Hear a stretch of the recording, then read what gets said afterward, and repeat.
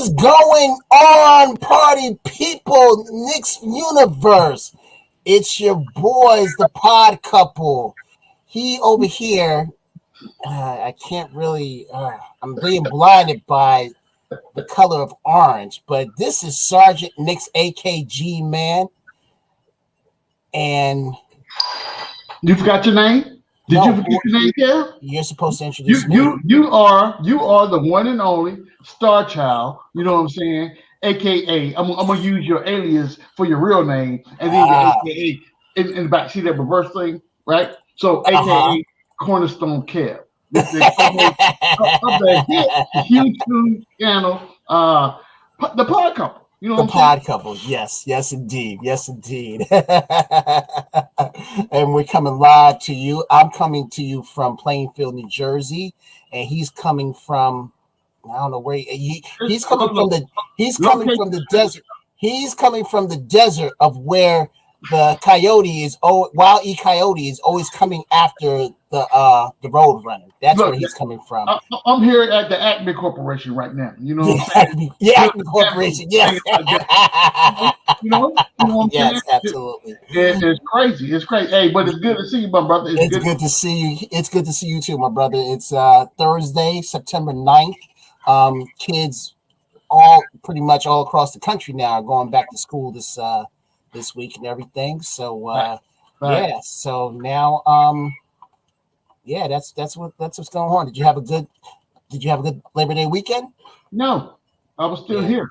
Yeah, I know. I wasn't home, so no. But again, every day above ground is a good day. So we make the best of what we got.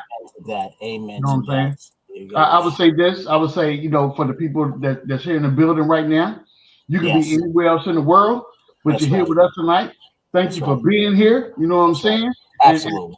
And we love you guys, and we hope you enjoy the show. You know what I'm saying? I hope you enjoy the show. We got a good show for you tonight. We will be diving into a few things tonight. We'll be diving into one of the sore topics of probably about 90% of Knicks fans, putting Frank to bed, and then the next topic we'll talk about is who will follow in Randall's footsteps and most improved. If you could put that into the chat, guys, that would be great. Of who do you think will be following in Randall's footsteps, and which player are you most excited to see, and the thoughts of players not being able to play because they are vaccinated. So we got a lot of stuff on the table. Yes, they're not vaccinated. Right. So we got a lot to talk about today.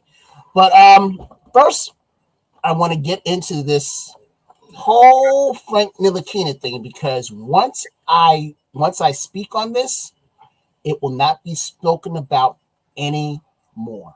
By you. By me. But you still will have, I call them haters, and that's what they are. There still will be haters of this young man who donned the number 11 jersey for us for about, how many years has he been with us? What, 4 years? 4 or 5, going on 5. Going on 5, yeah. Yep. Who despised him, who hated him, who everything you could call in the book. There was like a small 10% that was on his side, and I was part of that 10%, supporting this kid, because he came from, his story is so, unique, and unfortunately, because he hasn't been offered a contract yet by any NBA teams, it's probably going to just, come to an end. But this kid was drafted by Phil Jackson, and all intents and purposes, it was the wrong pick. I will definitely admit that. Even though I wouldn't say Dennis Smith Jr. was the right pick, would have been the right pick as well. Maybe who's the guy that Charlotte had that's now playing for the Lakers? Last name is Monk. I forget his first name. I forget his first name, but it was between those two. But the real pick that everybody, not just the Knicks, but everybody pretty much glossed over was Donovan Mitchell. I agree.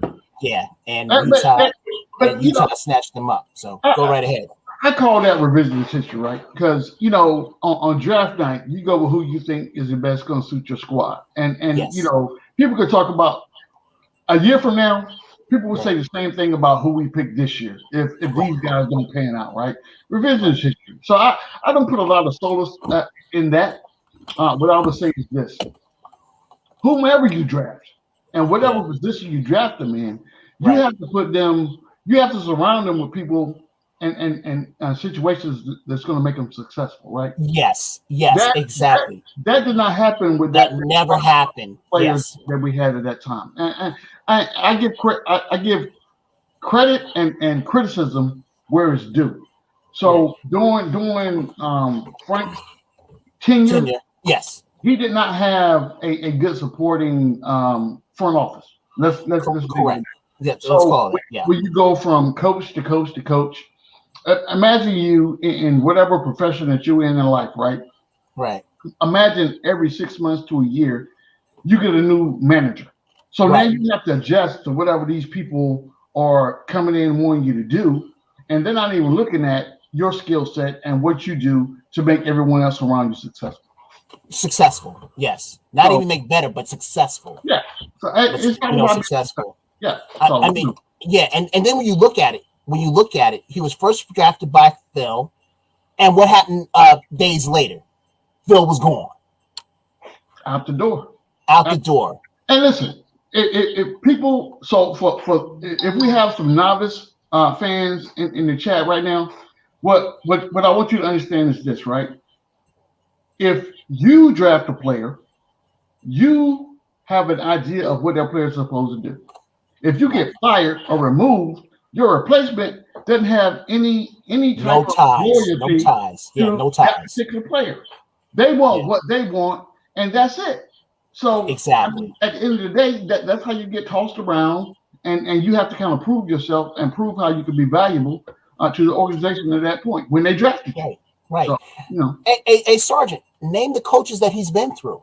Man, look, it's too many. Too many. Too many. So I will say this. I will say that it's one thing to name the people that occupied the coaching position. Yes. And then the coaches. It's a different. That's different, right? That's a different dynamic. That's a different dynamic. So and then you have to take consideration that how many people had their hands on this young man and guided him the wrong way. Same thing happened to RJ Barrett, right? This young guy coming in and he's got this stroke, right? His shot is on. And then they come in and say, well, your shot is all off. We need you to do this. So you just destroyed everything that I've done since birth.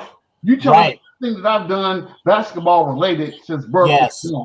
Yes. Now we're getting back to the scheme of things to say, okay, well, that person was an idiot. Yeah. And whoever hired him was an idiot. Right. We're gonna put some people around you that help to make you better at the end of the day. Right. He never got that. Would you say that about Kevin Knox? Would you say that about Kevin Knox as well? Yes. Yeah. Sure. That's what Knicks fans don't understand. The support that these young players need, they did not have at all. Frank Ntilikina, Kevin Knox, and to an extent, you can say that about Porzingis as well. Yeah. Well, think about this. Okay, think about this. I want you to be realistic and think about this. If Porzingis had the management team that we have now from back then, do you think he would still be a Knick? That's difficult to say because I think Porzingis has internal struggles and stripes that he's going through. Okay. I think that Porzingis thinks that he's better than what he really is. And you see that now in Dallas. So if you're coming in and you're humble and you're saying that everything that I bring to the organization is strictly for the organization and not for me, not for self. Yes, I can work with you, but I don't think that's Porzingis. I don't think that's his mindset. I think that Porzingis believes in his mind that he's better than everybody else that's around, and this is why after this season he will not be in Dallas Mavericks. I totally agree with that. On a side note, I totally agree with you with that. But again, I believe that this management team that we have right now with Leon Rose, Worldwide West, um, Scott Perry, and with Tibbs as the coach, I think that regime would have nurtured him a little bit better, and he probably would have the mentality that he has right now. Because you got to admit, with this regime that I know it's only been 1 year. I know it's only been 1 year, but you can already see the roots of positivity that's coming out, and that was proven with the television schedule that we got this year. People want to see us. Yeah, they do. That you got to go ahead. No, I would say this. I would say that I would have to draw a line in the sand when we start talking about front offices and what they bring to the organization, right? So everybody that you just named had a hand in getting said assets on the team. Yes. So once assets on the team, then we have to go to the coaching staff, right? Because once you look at the coaching staff from the head coach on down, so head coach, he lays the foundation and says, okay, I just drafted Cornerstone Kev. Yeah. Cornerstone Kev's strengths are X, Y, and Z. Are you talking about the coach or are you talking about the manager? Or are you talking about the president? Coach. Okay. The coach. I'm through with the front office. I'm talking about coaching staff. Okay. From Kev's down for what the staff looks like, right?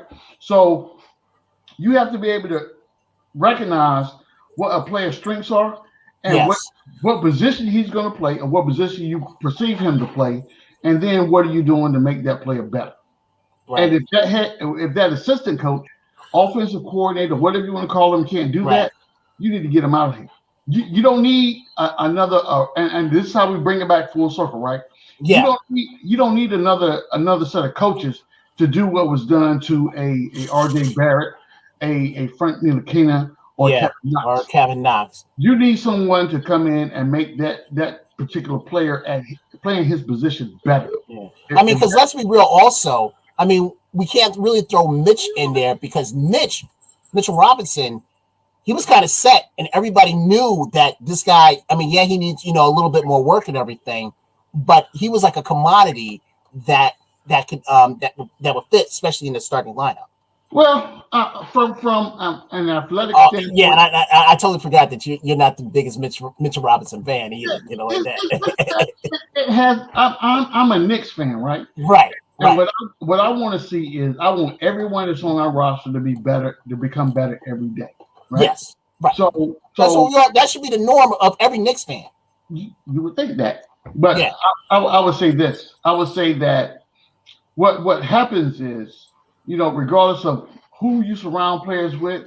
So say for instance, if they put me and you in the same room, we would probably tear the room up in about 5.2 seconds. We would destroy a room, right? Yeah. But that don't mean we ain't got love for each other, but we would destroy that room. So when you take a young player, I start with your beard first, but keep going. So what I would do is destroy that button down you got on. Right off the bat. But when you take a young player, right?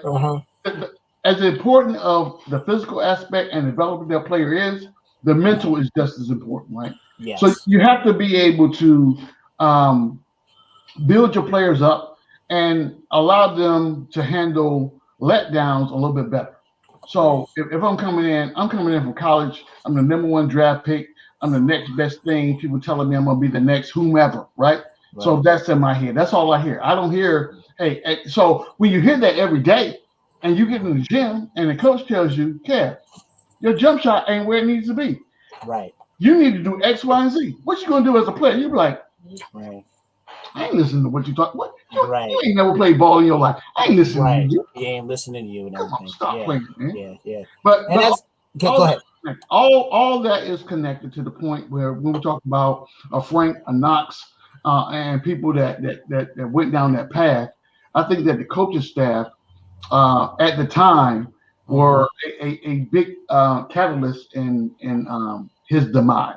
Let's just say. Yes, I would agree with that. Especially that ball-headed before I did. Don't call his name, Gil. I'm not going to. I'm not going to because I get sick. And shout out to Ron from Cleveland because he's the same way and everything. I mean, you talk about a smoke screen. I mean, not a smoke screen, but a used car dealer salesman. That was him. That was him. Check out these stats right here from Frank. This year he only averaged 2.7 points a game. He was below rebounding, like 0.9 and 0.6, and then averaged. You did the glasses, Kev? Yeah, actually, I do. I'm glad everybody can see it. Yeah. Let me see something else here with him. Too much. You're too much. That was an overview. Okay. So, and when he first started, he averaged 5.9 points a game when he first started, and his assist was 3.2. Ever since then, aside from the pandemic year, last year he averaged 6.3. So with looking at that, I think this past year, I think it could be an argument could be made that Tibbs said, "I'm not going to use this guy. That I'm not going to use him at all." Well, and that's exactly what happened because how many DMPs did he have? He had a lot. Yeah, he had a lot of DMPs. I mean, again, that goes back to what I said before. You know, the people that drafted the kid are no longer in the organization. Exactly. They have a whole other mindset of what they want the team to go through. And to be fair, I don't think Scott Perry would have drafted him either. No. And even though he's still here. No. But those people that you just said are no longer in the organization. Right. So I mean, if whomever hired you is no longer in the organization, and I have someone that I feel like can do your job better, guess what's going to happen? Yeah. That's what's going to happen. Kev, you know, thank you for everything that you've done for the organization and whatnot, but we thinking about going a different way. But here's my thing. If you all right, so there was talk that Detroit had wanted him, but instead gave them DSJ. Right. They kept him. If you were really not going to play this guy, then you should have traded him a long time ago. So that's my only gripe with the whole thing, because then maybe, just maybe, he could have linked on with another team and rebuilt himself and have that coaching staff of, whoever it was. I mean, well, I will say whoever, because if it was like a Cleveland or a Chicago or a Detroit or anything like that, no, I don't see that, going on. But he would have had a chance to try and blend in with another team. Now that you've drugged them on and you say, you know what, we're not giving the country. And remember what I said? We were talking about who would stay and who would go. Mm-hmm. And I said that the management doesn't have to sit with him. They have to sit with Tibbs to find out, do you have a place for him on this team? Now it looks like if he doesn't have a place, then we're going to just let him go. And that's exactly what happened. He had no place on this team.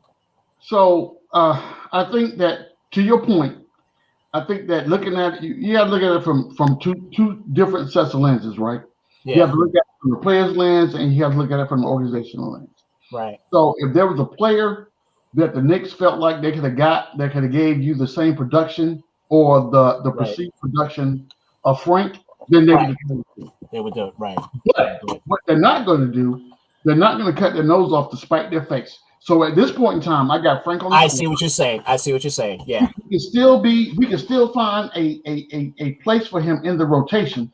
But you got to remember, also, we're talking prior to bringing a Rose into the organization, right? Right. We're talking prior to a Randall doing his thing and elevating his game in the rotation.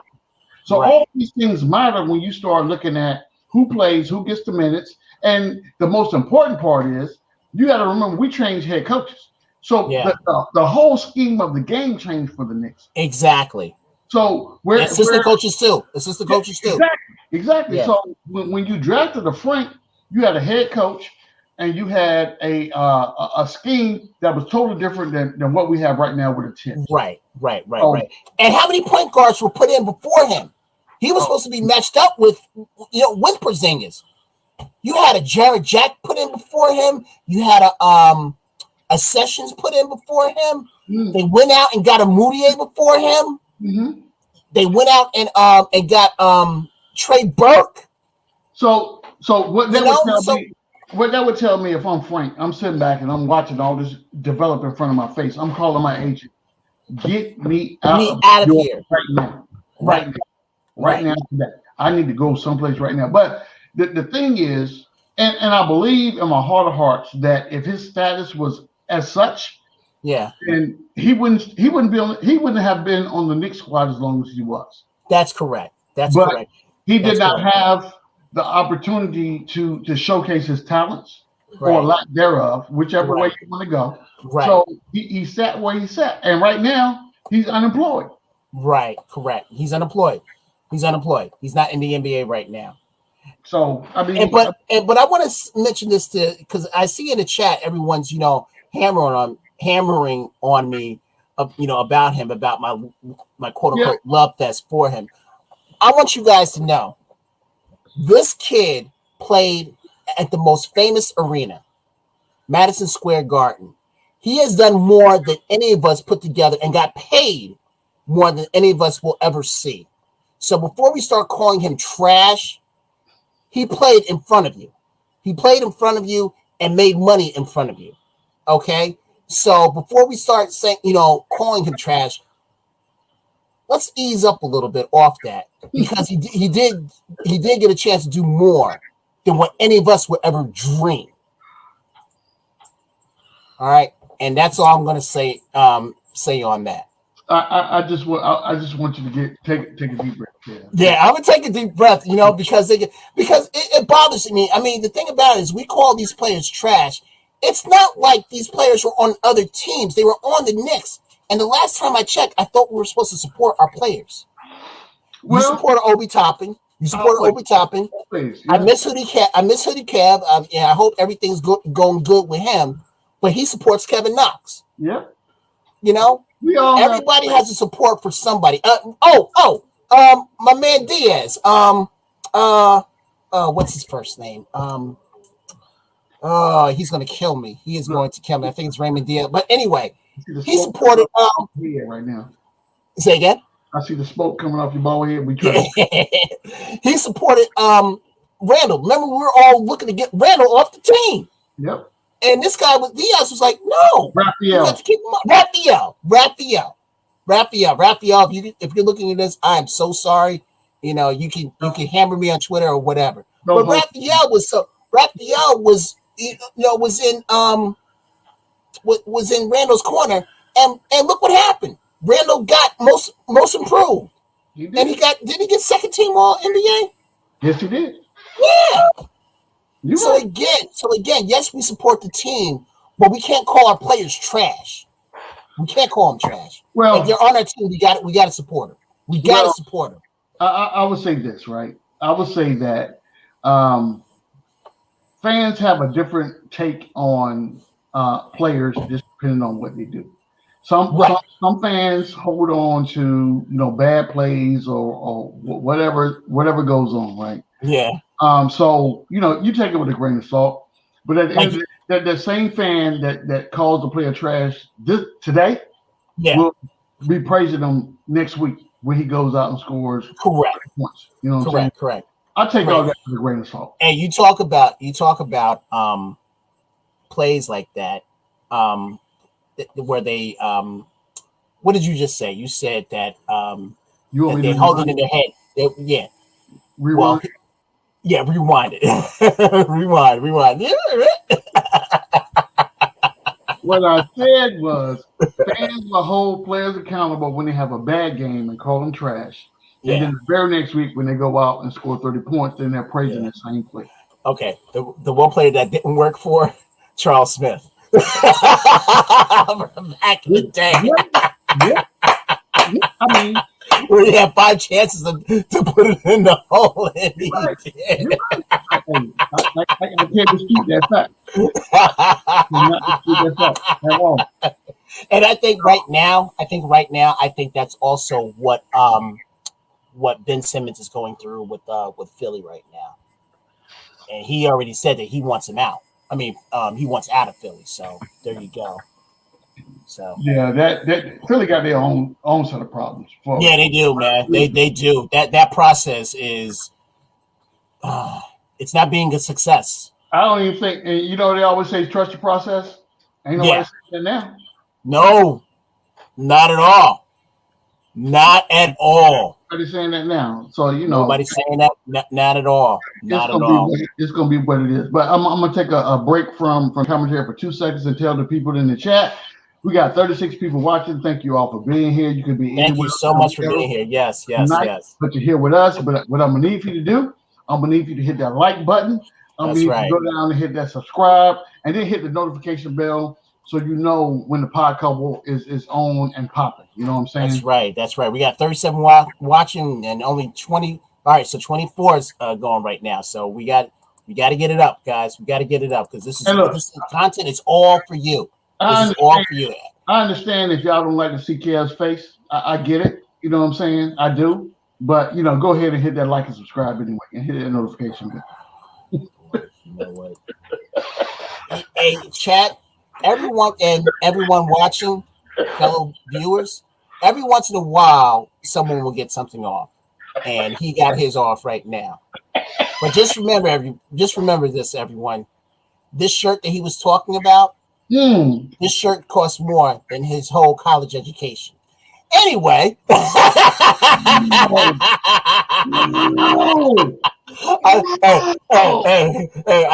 stole that from Jurassic Park: The Lost World.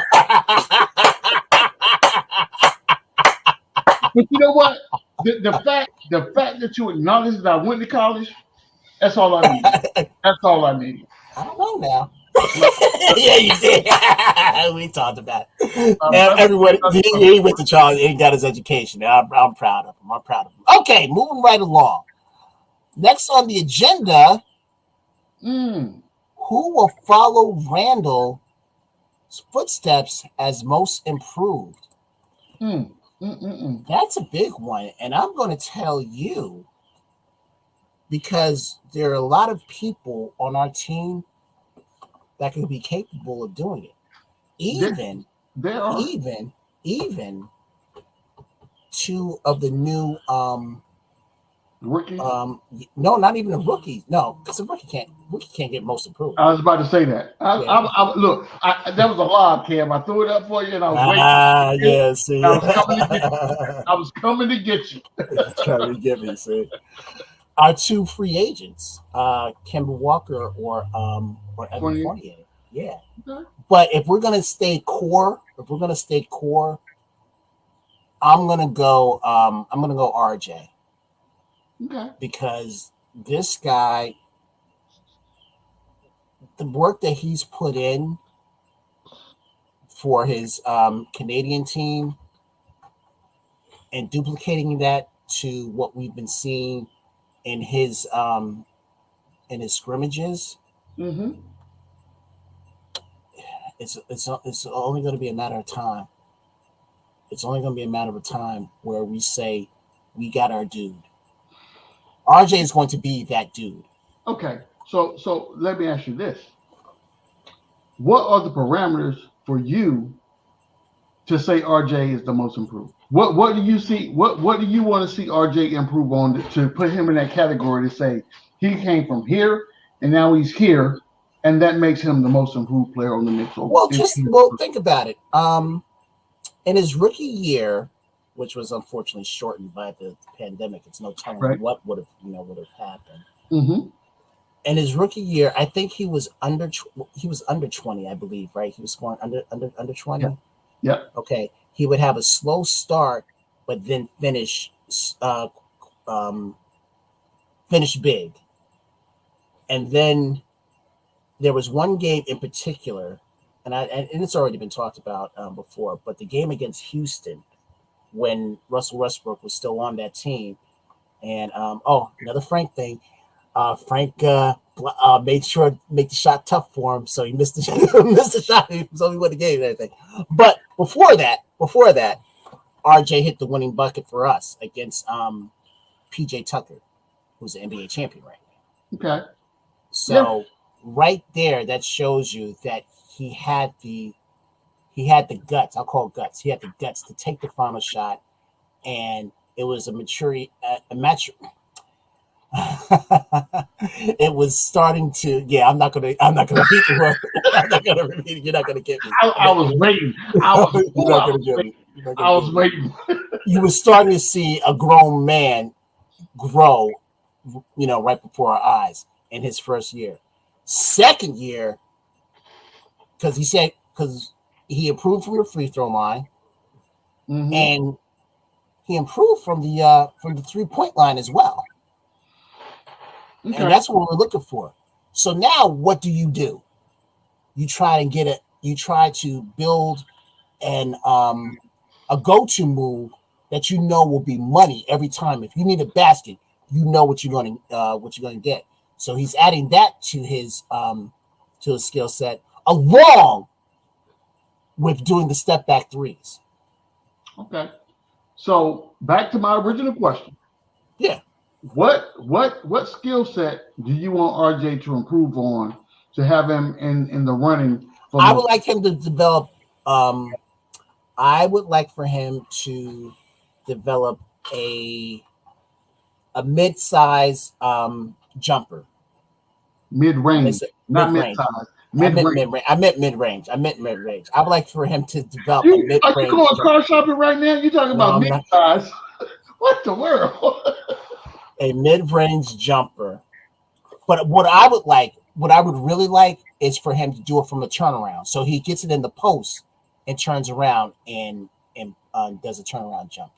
Okay. So that mid-range. That's what I would like. Okay. So that's my guy. I think that he will follow in Randall's footsteps. To be most improved. Yes. I know where you're going. I think the chat knows where you're going too. Yeah. Well, if you've been watching me and you don't think that Obi Toppin is coming to my mouth, I told you. You're crazy. I'm gonna tell you. This is about before I get to Obi. I'm gonna talk about RJ for about 10 seconds, right? Okay. So RJ Toppin. Yeah, see, got you. I got him, chat. I got him. DSJ, I got him, DSJ. I got him. RJ is what people that I think that's what the majority of Knicks fans want to see, and they believe that he will be the person that makes that next progression in his skill set, right? I truly believe that. So if he's able to do that, and if he's able to be the most improved, I'm all for it by any stretch of the imagination, because that makes the Knicks better at the end of the day, right? Yeah. But the guy that I believe is going to be the most improved for the Knicks this year is going to be one Mr. Obi Toppin, right? And I'm gonna tell you why. What I saw this kid do in the summer league gave me hope and aspiration, right? And I know people talk about Obi's minutes and he won't get these minutes or that minutes, but this is what you don't take into consideration. Ladies and gentlemen, when I tell you this, and it's going to give you room for pause. Julius Randle played as many minutes as he played last year because he didn't have any other option. We had a garbage point guard, right? So exactly. He had to fill the void for that point guard. That's when we came up with the term point forward.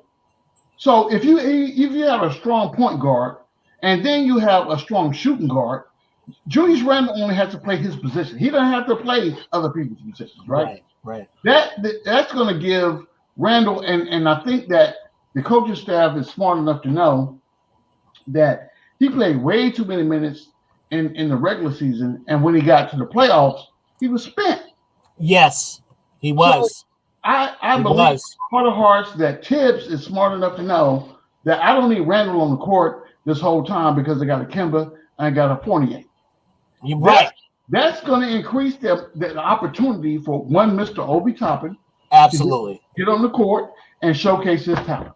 Exactly. Right? Exactly. So, and I would tell you what I want to see from Obi from an improvement standpoint. I've always said this.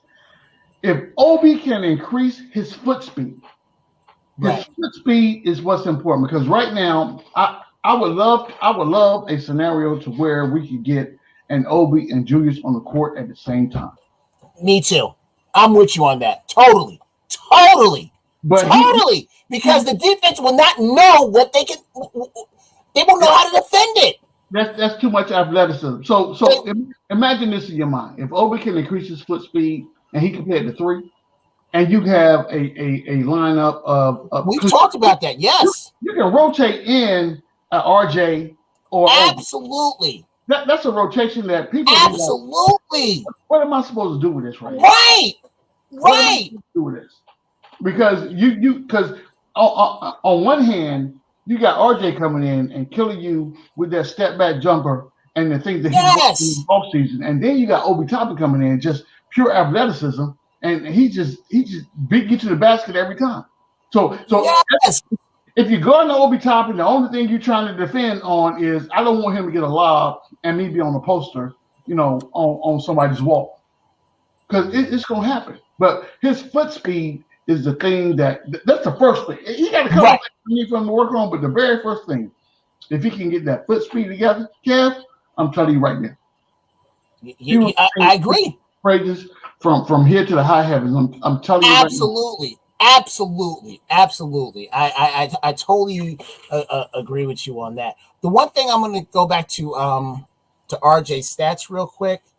In his first year, he only averaged 14.3 points a game, shooting 40%. And then in his second year, this year that just passed, he averaged 7.6 points a game, so close to 18 a game, shooting 44%. Now I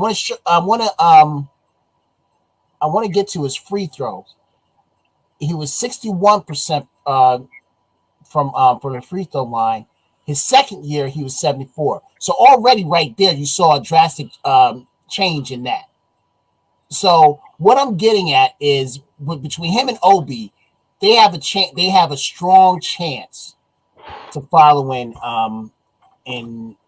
Randall's footsteps. I'm looking for big things to come out of both these guys. I really am. So the fact that we were having a conversation about who could follow Julius Randle as the next most improved player speaks volumes for the squad that we have right now. Because in past seasons, we wouldn't be having this conversation. In past seasons, what we've talked about is who's going to be available in next year's draft. Yeah. We don't look past the whole season. We talk about drafting next year, right? And hold on for a second, because I got to get with the chat, right? So let me go in here and who you attacking? Oh, I'm not the person that attacks people.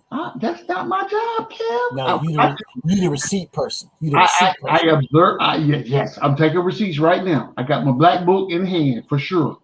So this is what I would tell you guys, right? I would tell you this: what regardless of how you feel about a player, or what you think a player's ceiling is going to be, what I need for you to do is I need for you to come to me with facts, right? If you want to debate, if you want to disagree, that's fine. I don't expect everybody to agree with me.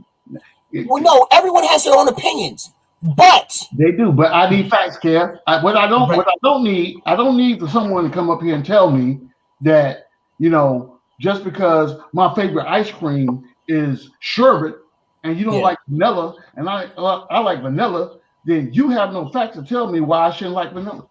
Other than the fact that you like sherbet. That doesn't work for me. That does not work. So I say all that to say this. And it always happens, right? So when things come to fruition and people are like, oh, now all of a sudden all you Obi haters, out here. Trust me, I got my pen. I'm writing your names down. So when you come at me and you say, "Well, Obi's trash and he's this, he's that, he's not going to be whatever." Okay, I'm gonna call you out. And I don't want your feelings to be hurt. The season hasn't even started yet. I know. But listen, you can put 1 and 1 together and get 2. If you put 1 and 1 together and you get something other than 2, you're delusional, right? You are a delusional. Apparently, that's what Real King thinks we are. Unless he's talking about somebody else. He says y'all delusional. It's Real King. It's real. Look, here's my book. Look, Real King. Look, you about to start having nightmares because when Obi start having these killer games, you're like, oh, here we go. I got to hear D-Man's mouth. Yeah, you do. You do. Every day, all day. I will be there. I just finished paying the rest of my balance. I will be there game 1 when we play the Celtics, and I'll be looking for the new high flying slammer jammer, whatever it was called back in Houston with Clyde Drexler. That's what slammer jammer. Yeah, that's it. Fly slammer jammer. Yeah, that one. That will be on display. That will be on display because again, remember we talked about how we didn't have that point guard that could get them the ball. Yeah. Now we have point guards that can get him the ball. We have players. I'm not even going to talk about position. We have players that are court aware and basketball savvy. They have a high basketball IQ, right? Yes. So when you combine those things, and you got people on the court that feel like they need to prove something, man, that elevates our gameplay to a whole different level. And people don't understand. You don't understand. So when the Knicks come to Orlando, guess who's going to be in the building? Oh, absolutely. Yes. For sure. Absolutely. Did he freeze? So, I'm just waiting. I'm just waiting. Yeah, that's all we doing is just waiting. Oh, and then you have White Falcon 44 saying trade all the kids. What in the world does that do for us? Trade all the kids. That makes no sense. Trade all the kids. That makes no sense. Allah says, G-Man, Mitch is the piece. If we can stay healthy, Mitch will be the missing link. Launch Army in my stand. Okay. Look, otherwise, brother, listen. I can completely agree with what you just said. But the key thing in that phrase is he can stay healthy. He's got to stay healthy. Now, tell me, since Mitch has been on this team, when has he been healthy for the entire season? I'm waiting. Tell me. In defense, those were freak accidents with his leg and his hand. But it was freak accidents. I don't care. That's irrelevant. But that's real. Listen, that is real. Kevin. That is real. Kevin. There were freak accidents. Kevin, listen to me. I'm listening. Listen, Linda. Linda, listen. So Linda, where did you get Linda from? This ain't Guardians. I mean, Avengers Infinity War when Thor called Rocket Rabbit. my thing is this: things happen in life, right?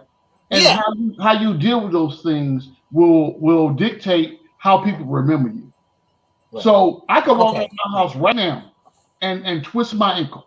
Right. Now, does that twist the ankle keep me from going to work? If my boss calls and says, hey, if you don't come to work, guess what? You're not getting paid.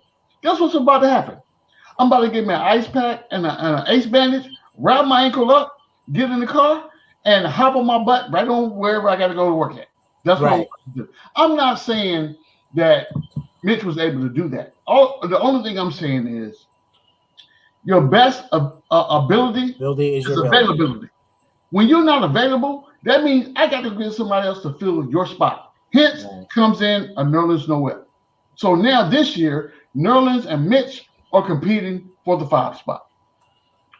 Now, and don't let one of them get hurt, and then you got to bring up the Sims. Listen, but that ain't even the point.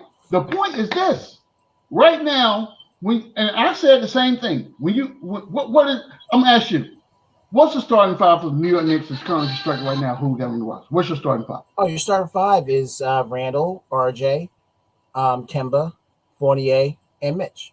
Okay, so imagine that the I'm not even gonna say discontent. Imagine the not even outrage, the surprise, the astonishment if a Nerlens Noel somehow in practice beats Mitch out at the starting five. What does that say? What does that say? If that happens, that tells me that Mitch didn't put the work in that he was supposed to. If that happens. And that's the point, right? So when you tell me, and I understand the admiration for Mitch because the same starting five you just laid out, right? Yeah, the same starting five that I tell you every day, all day, if you ask me, every day, right, right. But what I'm telling you is that's not guaranteed. Nothing is guaranteed. No, nothing at all. But I will say that if Mitch really wants the money that he's visioning of getting, that he's dreaming of getting, envisioning, he has to. What'd you say? Envisioning, not visioning. Envisioning is the word. Whatever. You know what I'm saying. I'm trying to help you. You know what I'm saying, son of a gun. I would like to say the other thing, but I can't. Because we're on a child friendly. You thought it. I did. I got you. If Mitch is envisioning the type of money that he hopes to get, then he would have done everything this past summer in order to coach to say, yeah, we got to start him. If Norland's starts ahead of him, then he did something wrong. So Wacko Knicks fanatic, I am not negative on Mitch at all. What I am is a realist, right? I just need for somebody in the chat to tell me when is the last time Mitch had played a full season. That's first and foremost. So if you're not on the court, I can only measure your performance in a small sample size to when you actually played. And who does that?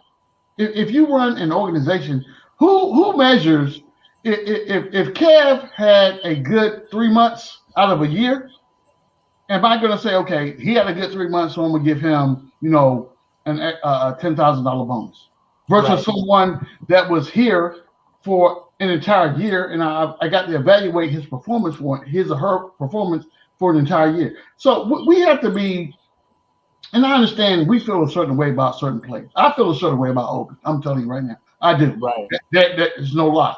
But when you're looking at it from an organizational standpoint, I have to have something to measure your performance on. So we don't pay you for performance, we pay you for potential. But your performance is going to be the baseline of what your ceiling could be. So if you perform well this year, I'm comfortable with paying you X amount of money for the next 2 to 3 years in what you could potentially provide for this franchise. That's what I'm doing. Right. I agree with that. Yeah. I agree with that. That's just being realistic, right? And again, if you want me to be that person in your corner to say, okay, I'm willing to give you this next contract that you're asking for, I'm going to need to see you perform for an entire season and be healthy. Period. Right. Period. I mean, and that's where it is with me. You can call it what you want. You call it what you want, but I'm telling you right now, if I'm spending my money, I need to see you at work every day. Yeah. Every day. Right. If you're not at work every day, then guess what happens? Your stock begins to decline. Real quick. Right. Real fast. You know what I'm saying? Absolutely. But I love the chat. Yeah, let's shout out some of these people here in the chat. We got our main guy, Mr. Delano Steele Jr., DSJ. What's happening, my brother?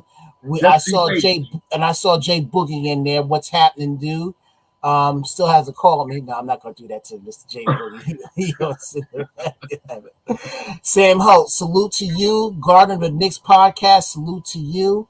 Paris Duger, salute to you. Who else we got here? I'm gonna apologize up front if Kara pronounces you guys' name wrong, because you got to bear with him, right? Just give a break. Knicks for life. Salute to you. Yo, Elvis, salute to you, my brother. Wacko Knicks fanatic, salute to you.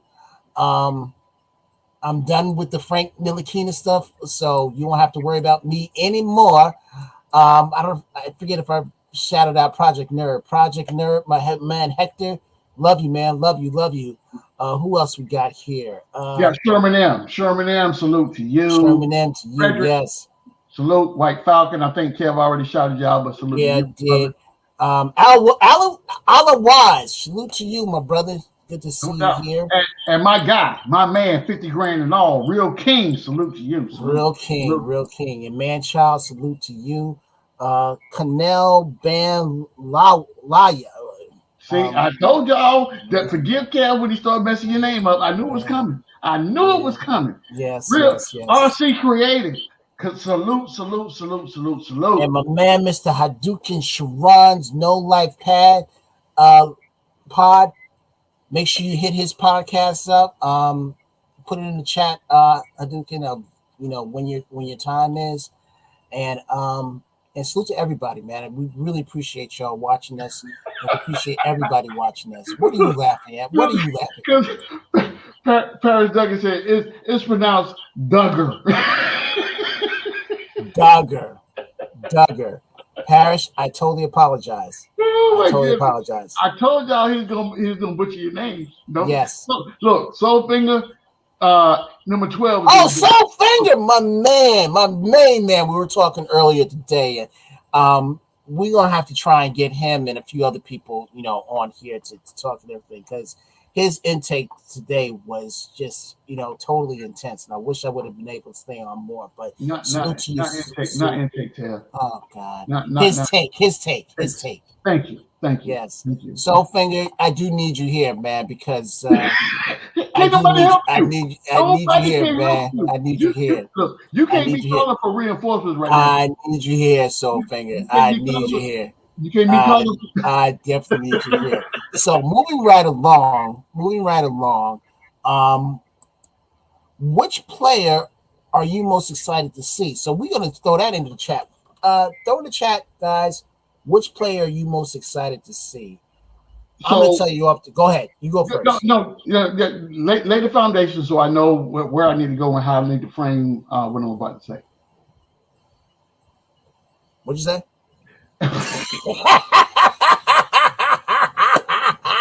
Oh my God! Listen, lay the foundation so I know where I need to go with this answer, and I want my response to make sense. Well, we already know who you're gonna say. We already know, but mine is gonna be told. You think you know, but just who are you excited to see? Who are you most excited to see this year? So this year, who I'm most excited to see play basketball for the New York Knicks is one Mr. Kemba Walker. And I know you didn't expect that. I sure didn't. I know. I sure did not. Because when I think about where the biggest failure that the organization had last year was at the point guard position. Mm-hmm. So I would like to see a Kemba Walker come in and just change that whole narrative. Hold to that, right. Yeah, because I think do you think with Kemba being here, we will be more stable at the point guard position? So this is my belief, right? I think what Kemba brings to the organization is this. Of course, shooting. The shooting automatically elevates based on what we had last year. But at the same time, I think that Kemba provides a level to the game that is going to make people around him better, right? Yes. Yeah. That's not something that our previous point guard could do. And like I talked about before, when you have a Kemba Walker on the floor, you don't need a Julius Randle on the floor playing as many minutes. When you have an Evan Fournier on the floor playing with a Kemba Walker, that they have history together, so they know how to play with each other. Right. Or if you do have to play, because we all know what Tibbs is like. We all know what he's like. if you do, he won't have to handle the ball as much as he did this past year because now you have a legit point guard doing that for you. Right. So I don't see Julius Randle playing the point forward position this year. I see him playing the power forward, and that's it. And that's gonna enable Tibbs to limit the amount of minutes that Randle legit has to be on the court, which brings me back to the person that I would think would be the most improved because Randle's not going to be in the court as much, and RJ's going to not RJ, but Obi's going to get some burn, right? So Yes. That's my whole thought process of that. But I'm excited.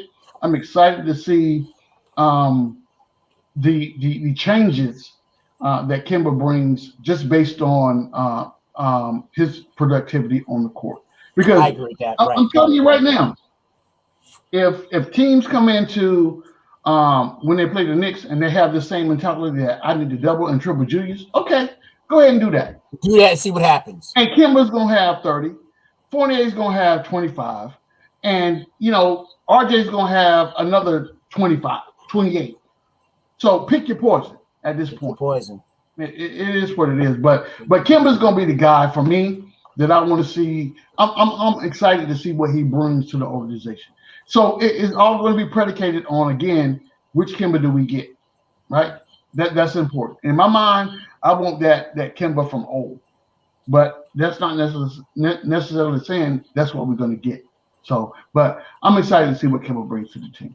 Well, my player is Luka. Nope, that was me 3 months ago. I apologize. That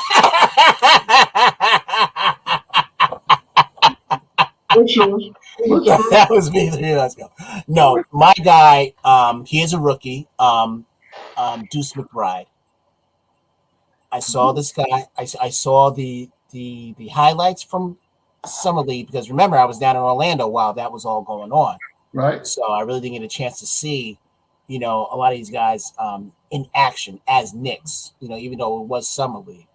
Right. But from what I saw out of Deuce McBride in the Summer League, I think he is going to be very, very pivotal. It's one of those things where the coaching staff and Tibbs are going to be like, he's got to be on the floor.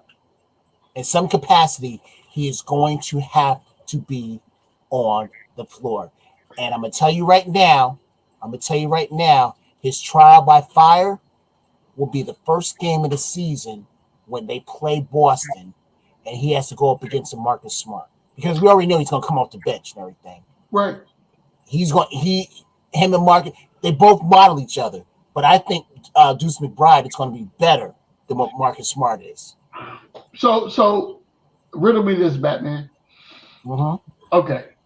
McBride is playing behind Kemba Walker and Derrick Rose. Both. And your point? Where does he get his playing time at? I'm confused right now. That's a problem for Tibbs and the coaching staff. But the guys' intangibles cannot be overlooked on defense and offense. Okay, I give you that. It's not one. I mean, he's not one-dimensional. He's not just a big, a defensive player or an offensive player. He's got it both, and you saw that because he did it against your boy that you thought we were going to draft, in Cooper. Cooper, yeah. So once again, I'm not disagreeing with what you're saying, right? The only thing I'm saying is we've seen Tibbs and his coaching style, right? So I'm just curious as to how you think or what you think the I guess the situation would be to where McBride gets burned over Kemba and Rose. That would be my question. Because in my mind, I don't see it happening unless we blowing the team out and Tibbs just says, okay, well, we're going to get a rookie some burn. Right. But if it's a close game and Tibbs is in his bag, he is not going past a 10-man rotation. I just don't think it. He's going to have to, especially if he's doing it in practice, Sarge. He's doing it in practice. So practice is one thing. I'm gonna go and my Allen Iverson voice. Practice? We're talking about practice.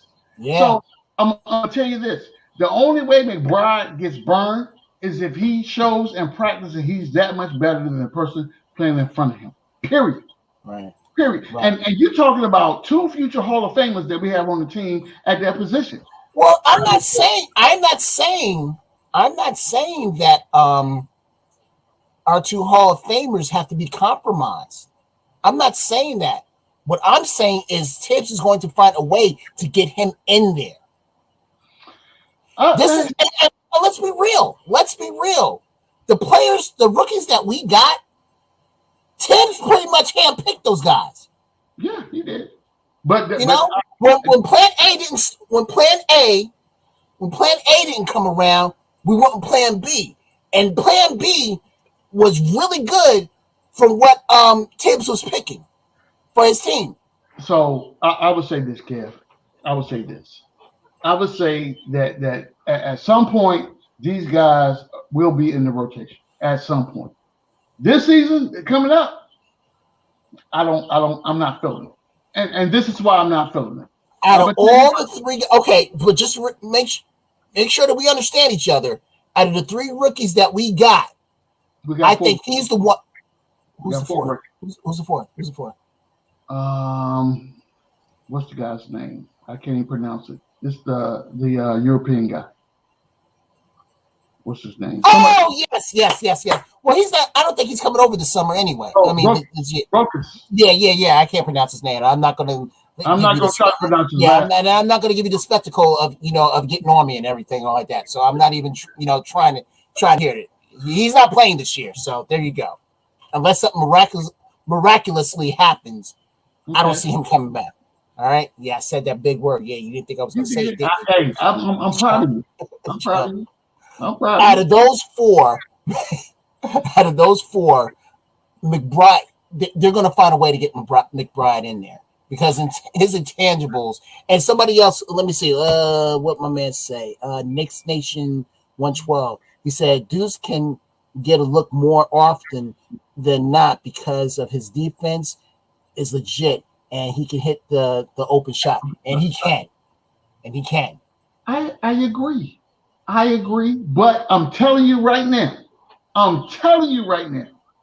that Tom Thibodeau is not going past a 10-man rotation at the beginning of the season. It's not going to happen. It's not. Again, unless we just blowing teams out of the water and he says, okay, let me see what the rookies do against NBA talent. It's not going to happen. But we're not saying the rookies. We're saying one rookie. One rookie can break that. Listen. I don't care who you're talking about. Tibbs is not going past a 10-man rotation. He's not. Think about this, Kev. I'm gonna put it to you this way.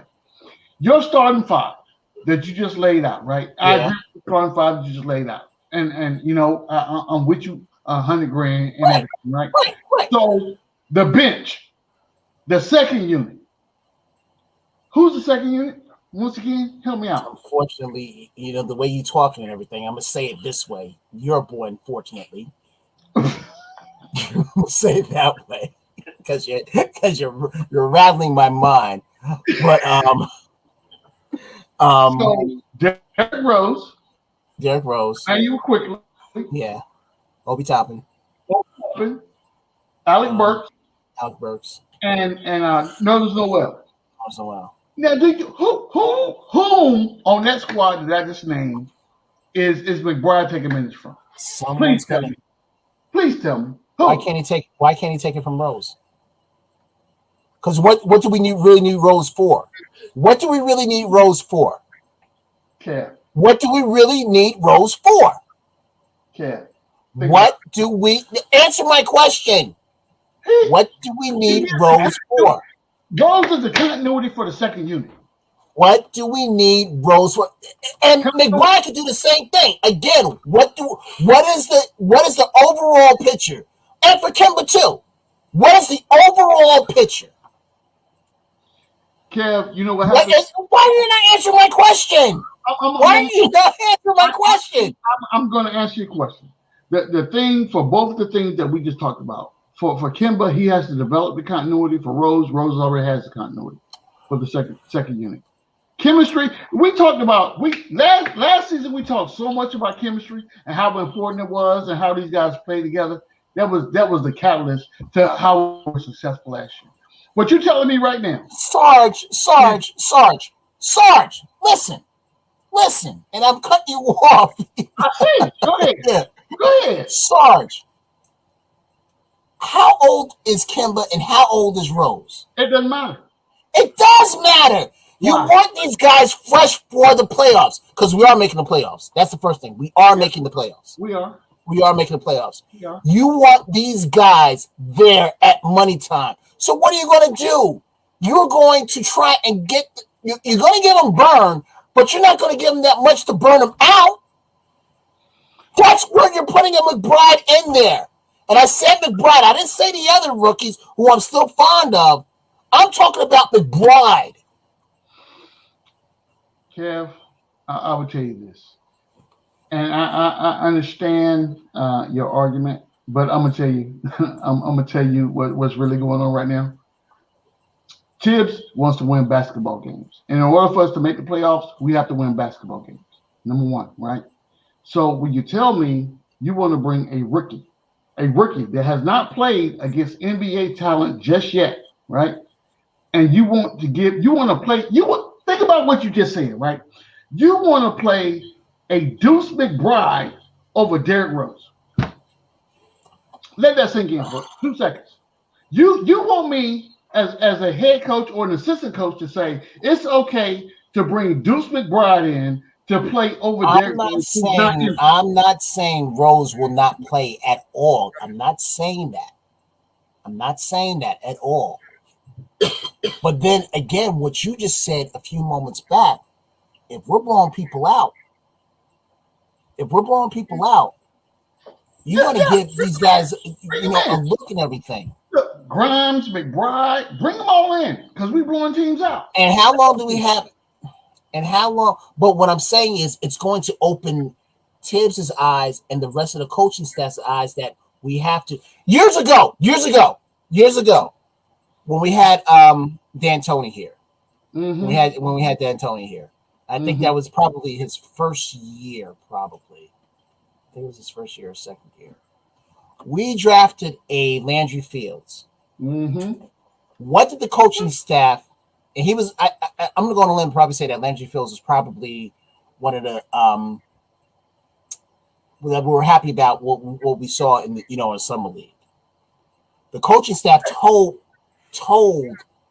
D'Antoni that you're gonna have a problem not getting him on the floor. And what happened?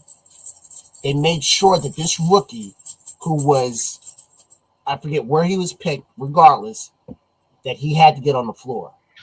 The same thing could be said about McBride as well. I am not saying that he's going to take anybody's minutes. I'm not saying that at all.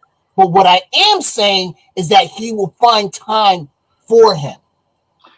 That's all I'm saying. I would say this. And I will go back. And I will go back to say that the way we're saying it about McBride, we could have said the same thing about Obi and Quickly as well.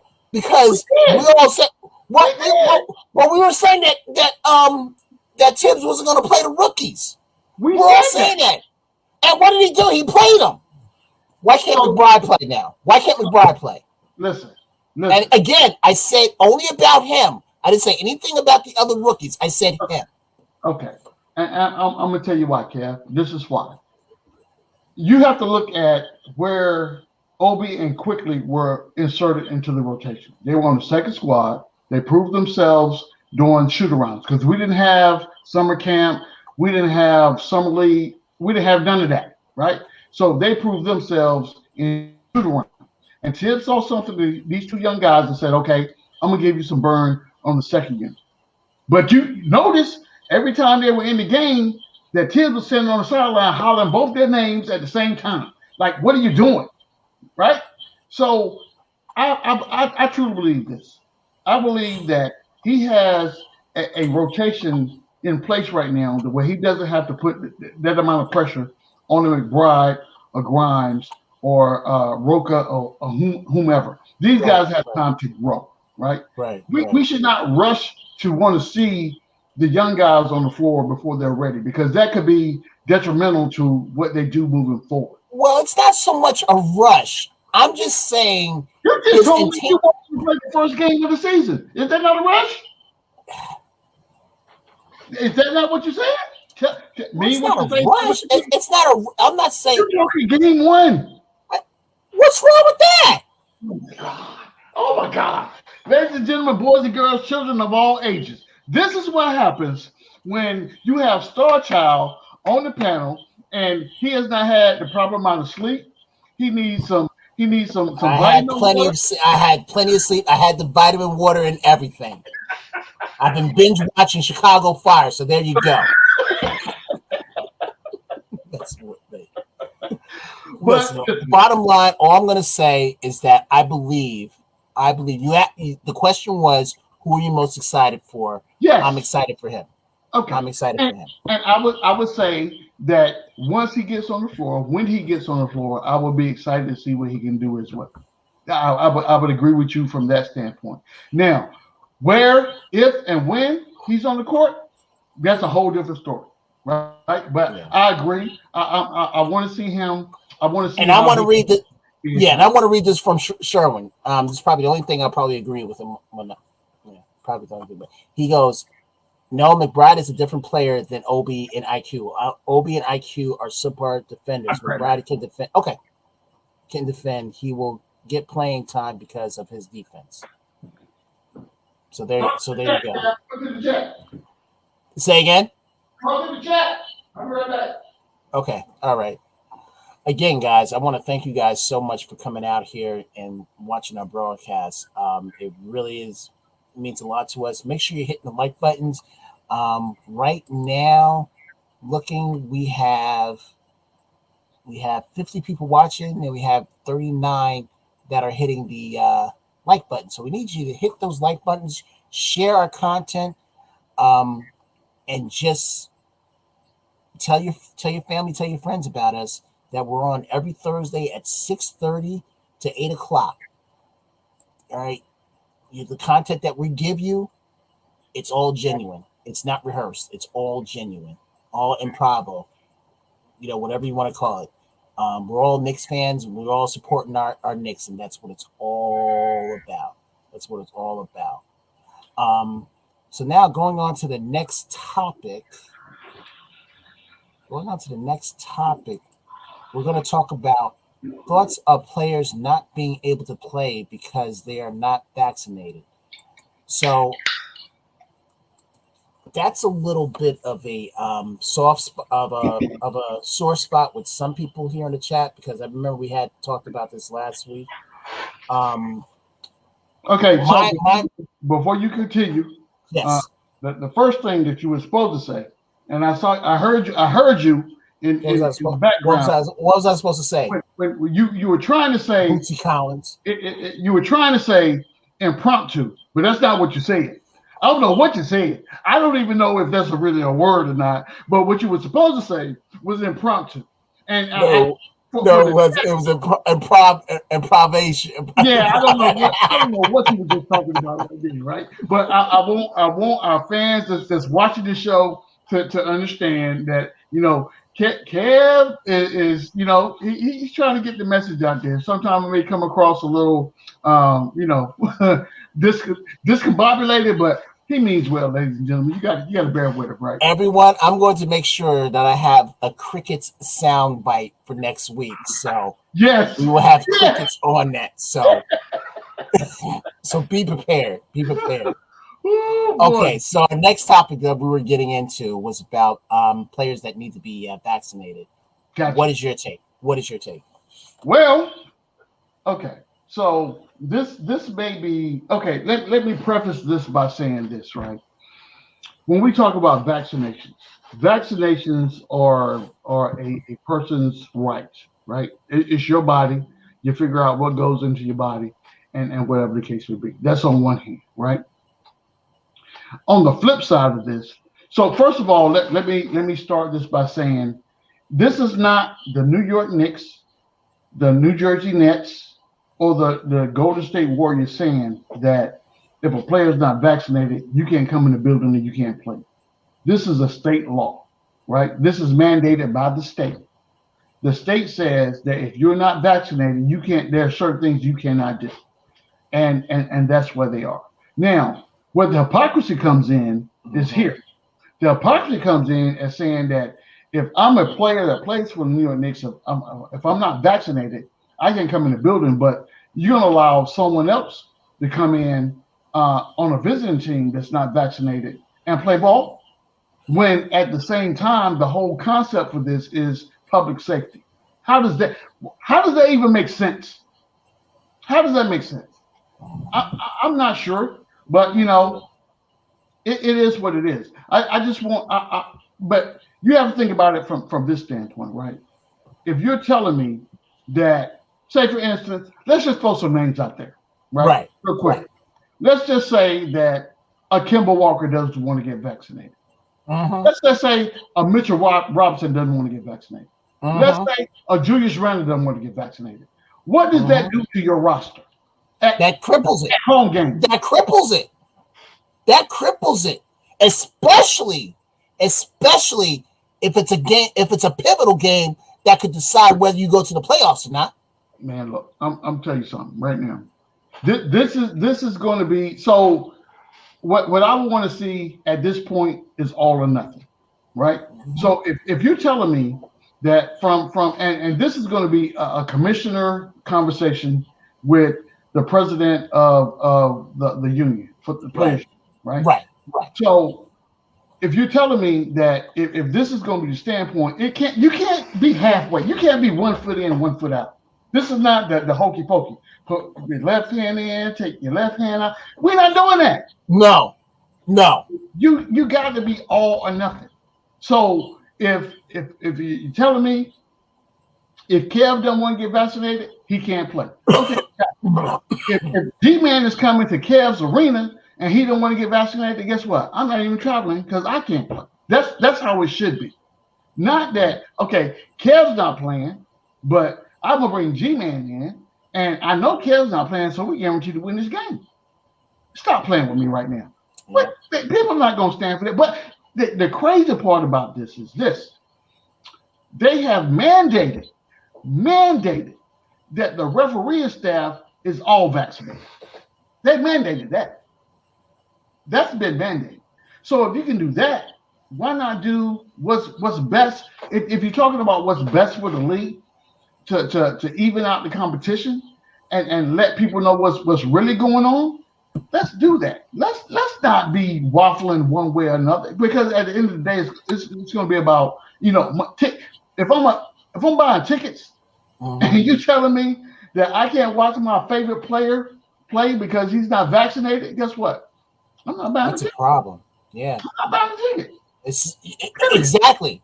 It's not like buying a ticket and then you're at the game. You're like, oh, I found out that what's the name's not going to be playing because he's not vaccinated.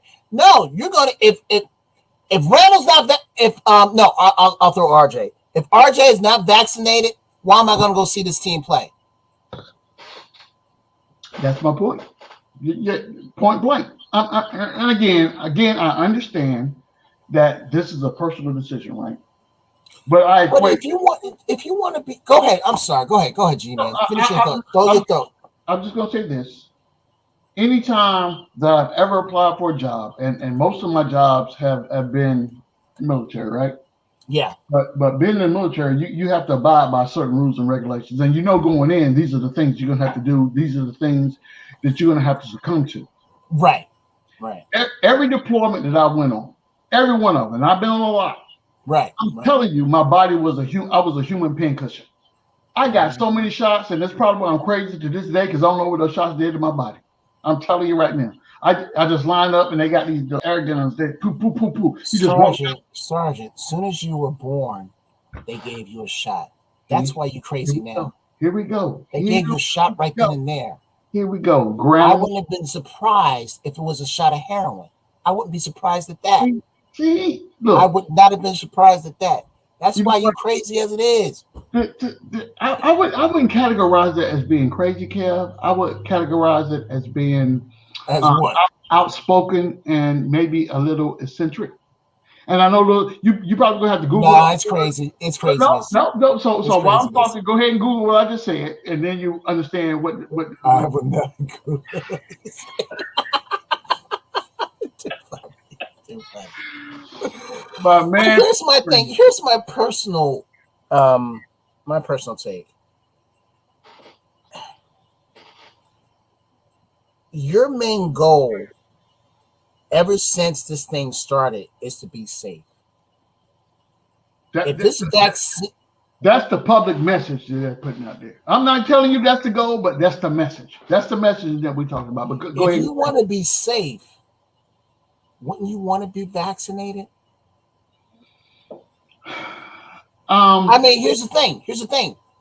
Kids can't go to school without being vaccinated. And you know, I was on a different show at a different time, and I said the same thing you just said. Because if say for instance you got a 4 or 5 year old that you want to put in kindergarten, right? What's the first thing you got to go do for that kid? You got to get them vaccinated. You got to get your TB. You got to get all that. If you don't come in school with your shot records, guess what? That immunization, exactly. I'll send you home, and not send you back, and don't come back until you have it. That's right. So, and where I was going with my other point was here, right? Anytime you take a job, and I'm gonna bring this back down to the human. Kev, I'm sorry if I'm boring you while you sit up here. You're not. It's been a long day. It's been a long freaking day. It's been a long day. I would say this, right? If I call Cornerstone right now and say, Cornerstone, I have a job for you at this particular spot right here, but in order for me to pay you $100,000, I'm gonna need you to uproot your family and move to this location. That is a contingency of you having this occupation, right? So there are certain things that are put in place, and this vaccination thing is something that's kind of thrust upon us based on the situation in which we find ourselves right now. Right. So one thing is, and again, it's a personal choice. So the only thing I would ask is this: if you are at a point in your life where you know you're never going to get vaccinated or whatever the case would be, then maybe we can move on to someone else. Right. So we can get somebody else in that position that's able to perform on the court. Right. I mean, and people don't think no less of you. You stand by your beliefs, and I applaud you for that. But at the same time, from a business standpoint, I need to fill your position because you're not available to play ball. Period. At the end of the day, that's what it's all about. Now, people may disagree, which is fine. Everyone has their own opinion, but I look at this from a standpoint. If I'm running an organization, I want people available to perform at the position in which I'm paying you for. Right. So I'm not paying you to play away games. I'm not. I need you to be available for all games that we play, all 82 games. Exactly. Right? Exactly. If you're not available for all 82 games, then I need to get somebody that is. Point blank, period. And I think that's going to impact our roster at some point in some way of the season. Yeah. It's and I got to give Sherman M another fist pump. He said people put ink on their bodies and are concerned about a vaccine. What is the ink? What is the ink that they're putting on their body? Totally. That's probably the best one I've seen all concerning this vaccine discussion. That is great. That's a great thought. That's a great thought. I agree. That is a great thought. I'm not telling players to go out and get vaccinated if that's not something. But if you want to play, if you want your check on the 1st and the 15th, guess what you're going to have to do? You're going to have to go get that shot. You're going to have to get that shot. You're going to have to go get that shot. And I would tell people this also, right?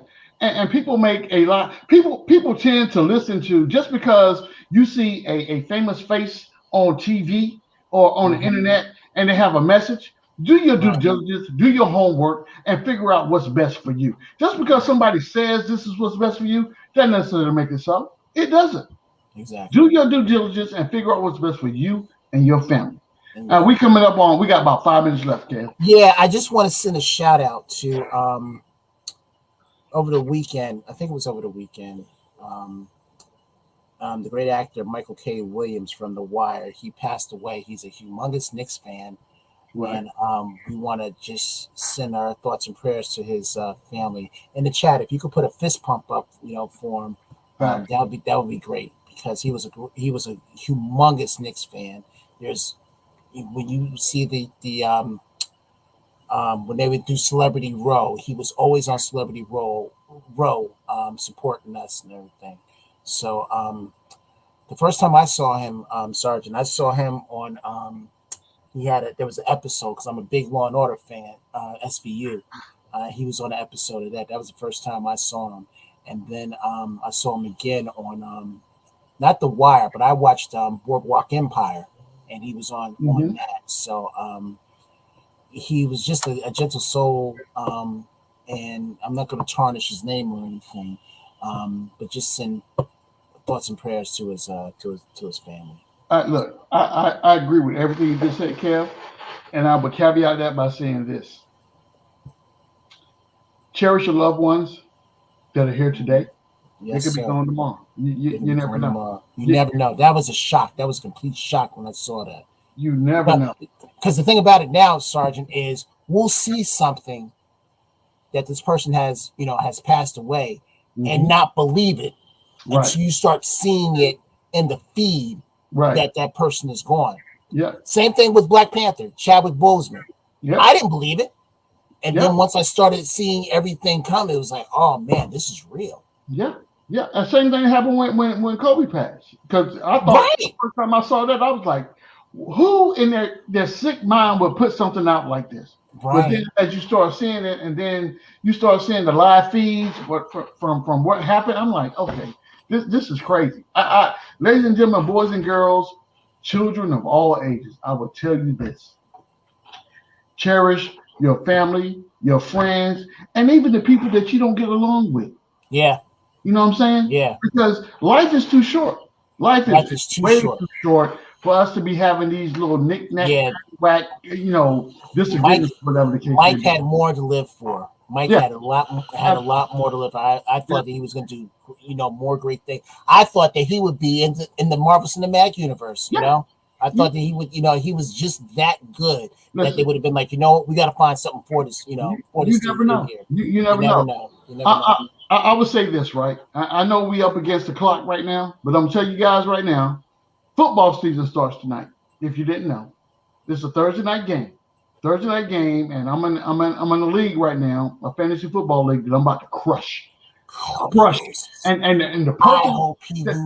Listen, the person that I play against next week is no other than Uncle Freezy. And when I crush him, I'm coming on here and I'm gonna let everybody know it's gonna happen. It's happening, ladies and gentlemen. But hey, thank you guys for coming out. We will be here every Thursday night at 6:30 Eastern Standard Time. Tell your friends, tell your family, tell people that you don't even like. Hey, come on, get some of this good couple content, right? Absolutely. Come listen to your man Star Child and your man G-Man for life.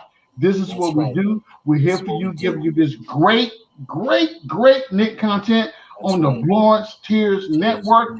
I need for you to subscribe, like and subscribe, hit that notification bell. So there are great shows out there, and this channel's got it going on and popping. Spread the word. That's right. And let people know what's going on.